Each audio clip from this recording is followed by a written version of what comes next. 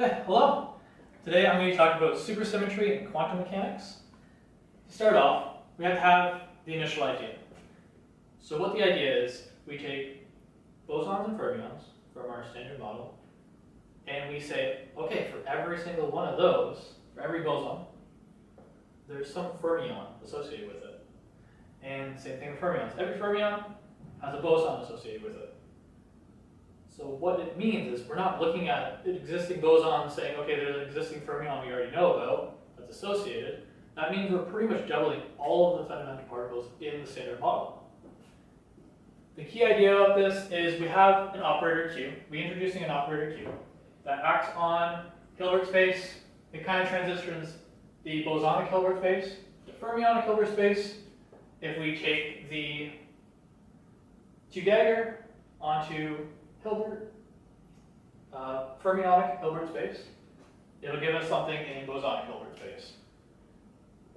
Same idea, if we act the operator Q on a bosonic state, it'll give us a fermionic state.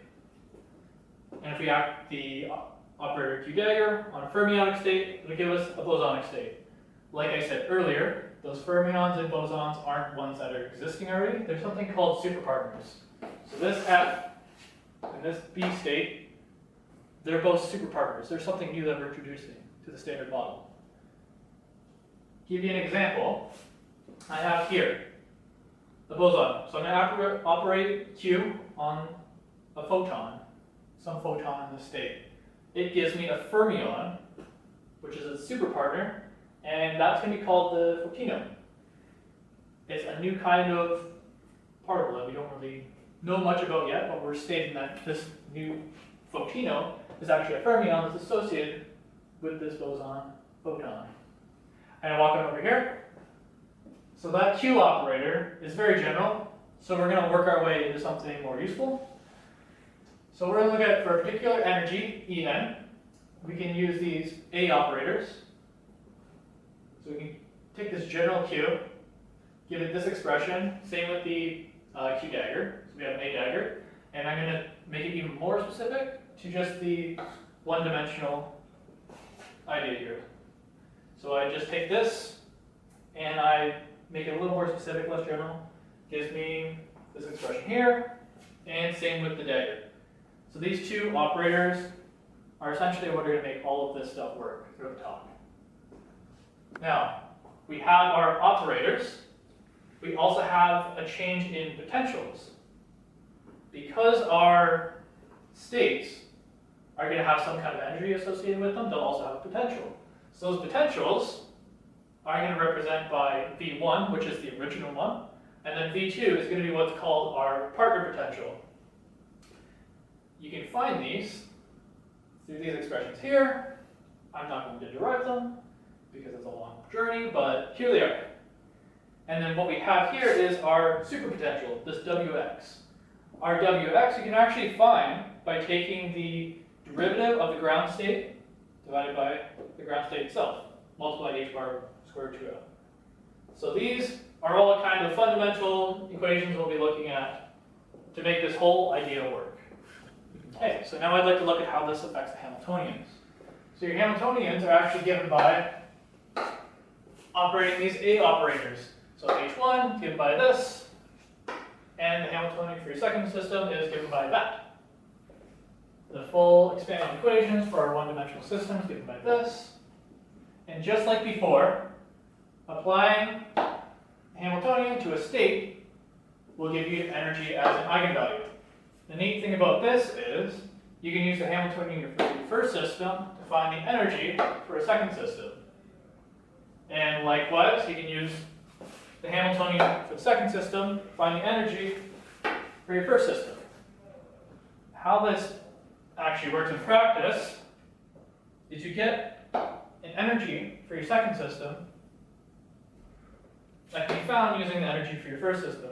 Interesting property though, your ground state in your second system is going to be associated with the first excited state for your first system.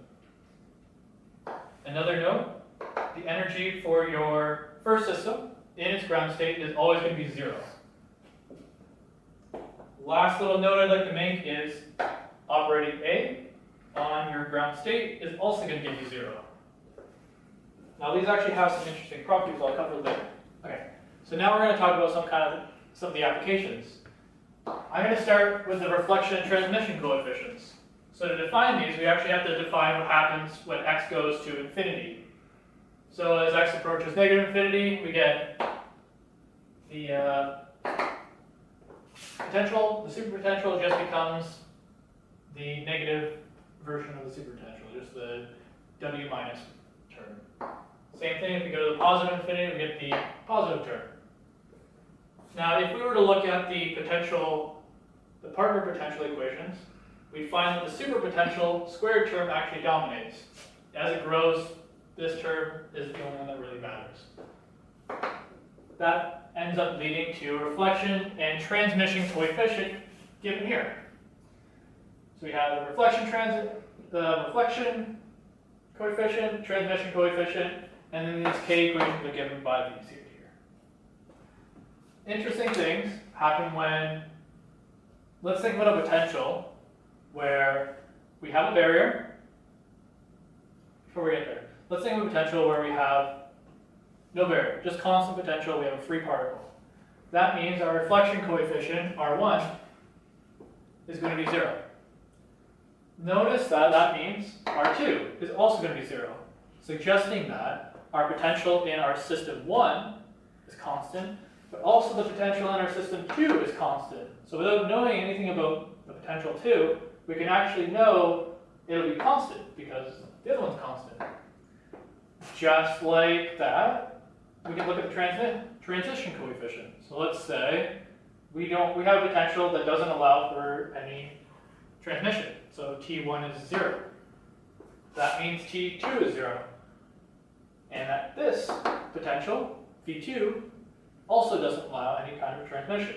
So just by knowing a little bit about the potential here and the transmission coefficient, if we know it's 0, we know the potential for system 2 is such that its transmission coefficient will also be 0. Another interesting property comes from the probability of reflecting and transmitting. So, if you square these terms, they'll always be equal, regardless of the potential. So, V1 can be whatever it is, V2 can be whatever it is. You can have different potentials here, but once you take the probabilities, they'll actually always be equal. So that means if particle 1 has a chance of reflecting, particle 2 will have an equal chance of reflecting. Particle 1 has a chance of transmitting, particle 2 will have an equal chance of transmitting. So that also tells us a little bit about potential 2 in terms of reflection and transmission. Without actually knowing about potential 2, we can make inferences based on probabilities given by potential 1. Another interesting thing, if I were to set W plus equal to W minus in our reflection transmission coefficient equations, we'll find out that the transmission for the first system is equal to the transmission for the second system, which again will tell us about our second potential just by knowing a little bit about our first one. Let's say we set W minus equal to 0. Okay, with that equal to 0, you get your reflection, R2, negative of R1. So the reflection coefficient for R1 is the same as the reflection coefficient for R2, but there's an imaginary phase shift for them. So that's where the negative term goes. Gives you a little phase shift. Okay, so now we're going to look at the infinite square well for system 1. So system 1, we plug it into the infinite square well potential, and we get our energy equation just like normal. But there's a problem. For our ground state, when n equals 1, we get some non-zero number for our ground state energy. Remember that system 1 needs a ground state energy of 0 in the supersymmetry theory. So to fix that, all we did was subtract the ground state from this energy equation. That gives us this right here. So we get a new energy equation for system 1 that actually affects our wave function. So it gives us something like this. Our superpotential gives us this right here. and our partner potential becomes this down here. Now, changing things around a little bit actually has an interesting effect on the energy for the second system. Now, remember, the energy for the second system depended on the first excited state for the first system. Remember that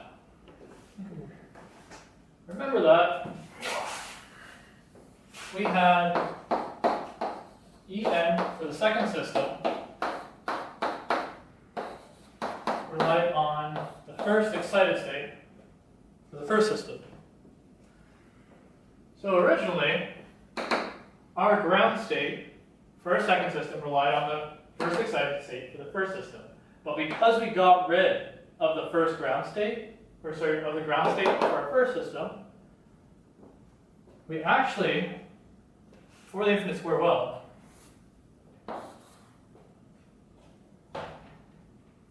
that caused our energy for our second system to rely on the second excited state for our first system. So we kind of completely eliminated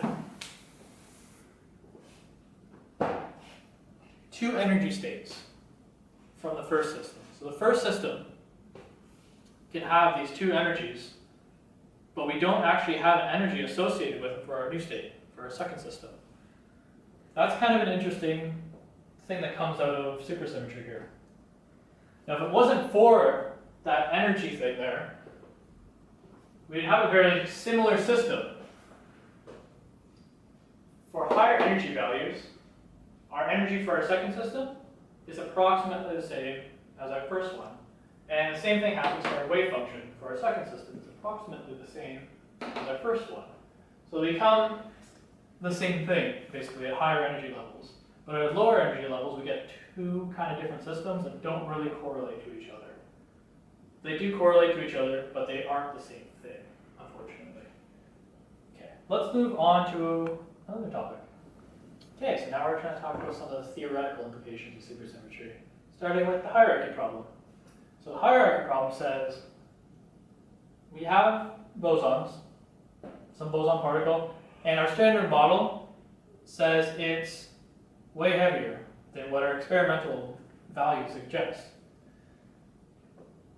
We actually use, the people out using these values at the Large Hadron Collider, mostly is where the experiment's happening, look at the energies through the Lagrangian, and they found this mass squared term here is way bigger than what we're finding in experiments. So where does supersymmetry come into play? Supersymmetry actually gives boson particles a fermionic partner here. So the spin properties of our fermionic partner for the Higgs particle actually suggest that the mass will be greatly reduced. And it ends up giving us the exact value that we need, or close to it. But the problem is, when the experiments were done in the Large Hadron Collider, they didn't find any kind of evidence of our fermionic partner there. Thing is, it doesn't mean that it doesn't exist.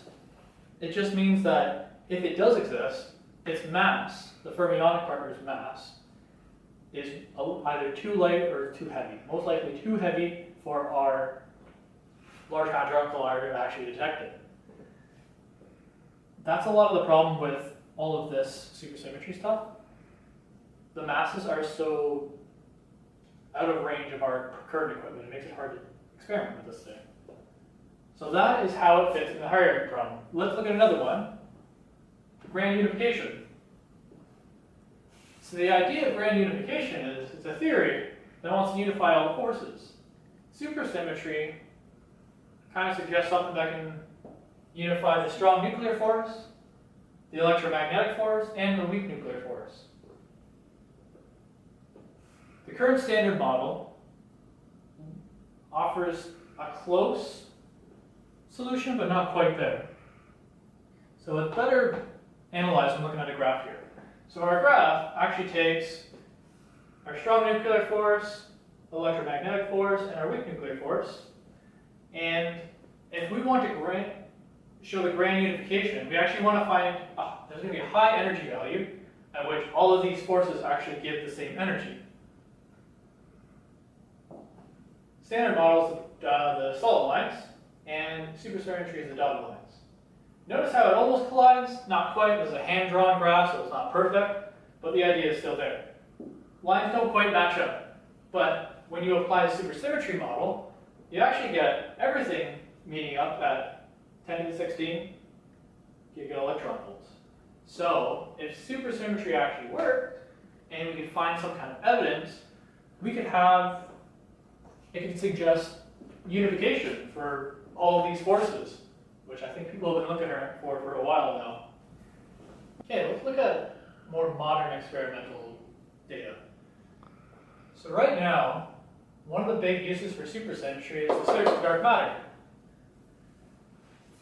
The idea is, if we take the Large Hadron Collider, smash these two particles together, if we smash these two particles together, they can theoretically produce supersymmetric particles.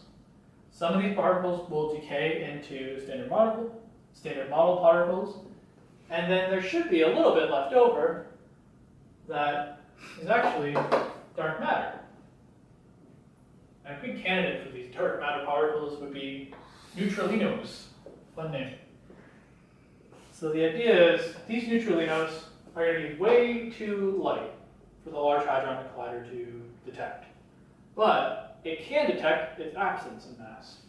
So by detecting all the other particles that interact and actually get affected in that collision, if there's some mass missing in the end, and it works out to a small amount that could be dark matter there, we could suggest that we made neutralinos, a supersymmetric kind of particle.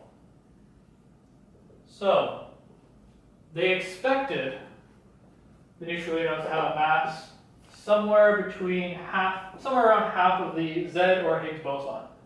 The problem is, running the experiment, they didn't notice any mass disappear. So that means this theory's out the window. Doesn't mean it doesn't exist. All it means is, if it does exist, they're way lighter than this half-mass area. Unfortunately, current equipment can't measure anything that light, but they do want to attempt it a second time in run 3 at the Large Hadron Collider, which has not yet happened. Kind of exciting, but as of yet, no evidence exists for neutrinos or any other supersymmetric particle of that. Doesn't mean that it's not out there, just means we haven't found it yet. Okay. So in conclusion, supersymmetry, kind of a simple idea on surface level. We have a bosonic partner for every fermion and a fermion partner for every boson. This has some interesting implications throughout quantum mechanics and another interesting effect on our standard model. It at one time offered a solution to some missing mass for the Higgs boson, which has been disproven, but it does offer an explanation to dark matter that may be able to fit in our standard model, and also grand unification forces. Have we found anything? Not yet, but if we continue to search, who knows, we might find something. Thank you.